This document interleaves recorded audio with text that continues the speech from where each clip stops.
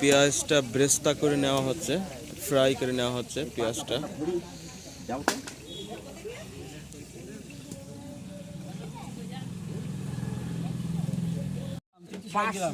কথা বলিস খুব তাড়াতাড়ি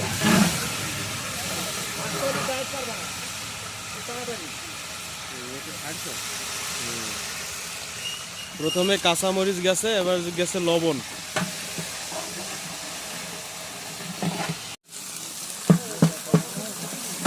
এবার চলে গেল আদা এবং জয়ত্রী পেস্ট করা। এবার দেওয়া হবে দারচিনি, ভেঙে ভেঙে এভাবে দেওয়া হবে। এটা হচ্ছে মাংসটা আগে রান্না করে নিতে হবে।